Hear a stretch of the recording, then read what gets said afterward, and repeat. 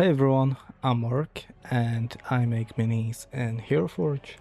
This week's mini is a devil.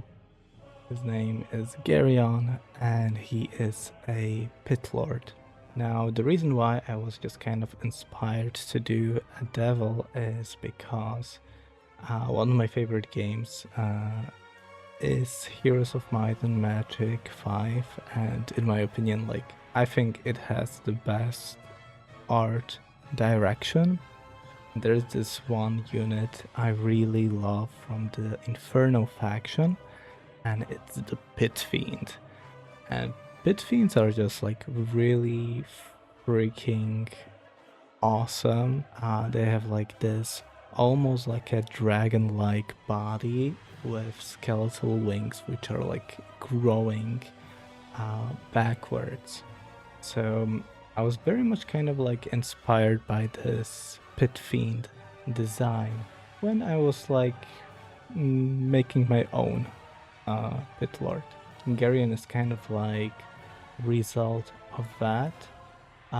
He's also just kind of like partially inspired by blacksmiths, with the gloves and stuff. Also, of course, a little bit inspired by Hellboy. He made Geryon during the time when they introduced the werewolf hats, editable werewolf hats, and the werewolf hats are just like really incredible. I feel like that the werewolf hats are one of the best things that could have like happened in Hero Forge, because it just like makes it makes like making animalistic faces even easier. So, but instead of like making like a werewolf, I just decided to make a fucking devil. This is also like a time for me when I just kind of like started exploring like these. You can kind of like see here these glows, as well as like these glows on the weapon here. So really, I just kind of like with this mini started also exploring like how to use like glows a little bit better. You can also see some of the glows in the contrast with the darkness on the skeletal wings. So really, I just want to make like a big devil with a big broken sword that he drags around, and somebody who is like very intimidating. Now I also added like a kind of like a background glow for the mouth to make it seem like it's like super hot. The teeth, they are kit bashed in. If I was trying to like put in the teeth normally, I wouldn't be able to get like this sort of like an effect. Chains are kit bashed in as well. I felt like they look really cool. I've kind of like spoken before about the circle gradient. It looks like this, with the circle gradient, and I felt like the rocks looked a little bit too boring, so I added like a circle gradient to make it look a little bit more interesting, I guess. And it made it look like instead like there's like some sort of a light or something like that. The skeletal wings, they got kit bashed in because I didn't like them otherwise. Oh, and we have also like a bunch of like these furs kit bashed in. I kind of imagine them to be like part of the body rather than like something that he's wearing, but it's just kind of like it's satyr like, hair, I guess. And I will be also making a tutorial on the lights here. This one, for example, like this one specifically. Without these glows, it would look something like this. So it would be very, very boring. And so we have like these glows to maybe indicate that, yeah, there is some sort of like infernal energy going through the weapon. I think let's take a look at some previous versions of Geryon. I kind of picked the werewolf face exactly because of like this part right here. You know, I was just kind of like hoping to create like an elongated pit fiend face, but then it kind of like evolved into its own thing. Then I started working on the pose, and the pose again, I wanted to do like a pit fiend sort of a pose. And I was trying out the backward wings. I didn't end up with like using actually like the backward wings because, well, I just wasn't really into it. So, yeah. And then I kind of started working on the face as well as the physique. Here you can kind of like see those teeth, you know, and when you work with a face and you're trying to make something animalistic, like the default teeth placement sometimes just doesn't work and you're just better off like kid bashing in the teeth. As for the weapon, I was also thinking about like an axe maybe. The idea was to have some sort of a weapon where in between the ridges we would be able to see glows. Here I applied the first colors and I also edited the guy's eyes. Now the eyes are the starry eyes again, but in this case they kind of just like look very ambery, you know. So I felt like they were appropriate. Here is where I got rid of the initial teeth because they were not looking great.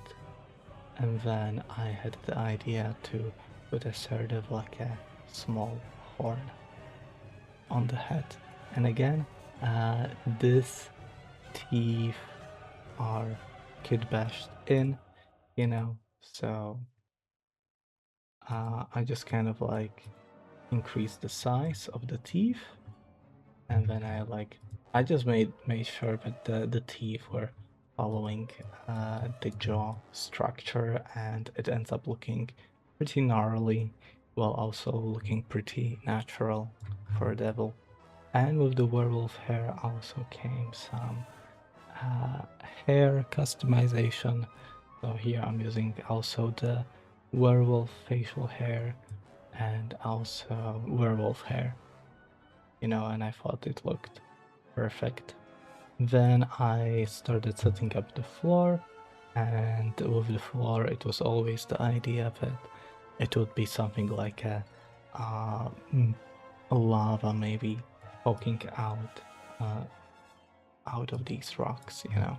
And my usual go-to with this base is the boulder, you know, because the boulder already like fits really well, you know. It just makes things blend in quite naturally, and if you want to make it even more natural, then I also just like using some stage rocks, you know, and those can be also pretty helpful for making like this sort of a stage. And I also just kind of enjoy when the stage like pokes out a little bit out of the intended space, because it makes it feel a little bit like the miniature is like trying to get out of the miniature bounds, you know. So I kind of enjoy that. Then I made the devil bigger. So you can see here that when I applied the wings kind of normally, they were freaking ginormous. And that's why I kind of like decided to kid bash them in the end and not like use the default wings. If I could have used the default wings, I definitely would have and definitely would prefer to use them, because then I wouldn't be spending kid bashing points on them. But you know, if something is a little bit too big, like sometimes like the best solution is to just kid bash stuff in. Because I mean, they are skeletal wings, you know, and this guy is not like an undead, so he's not gonna be flying through the air like an undead. If anything, I just kind of like imagine these wings to be like a burden to the devil. Then he started planking. I decided to go for this sort of a weapon. This weapon is actually like not broken. The weapon actually just looks like this. I like the runes, but I didn't want the entire weapon, you know. I just wanted to make it look like the devil has a sort of a broken blade. That's why I just kind of like pointed it towards the ground. Not to mention just like having like somebody like lean on their sword. That's just fucking badass. So, you know, I had to do it. And my devil had to learn how to climb the rocks and how to grip the rocks.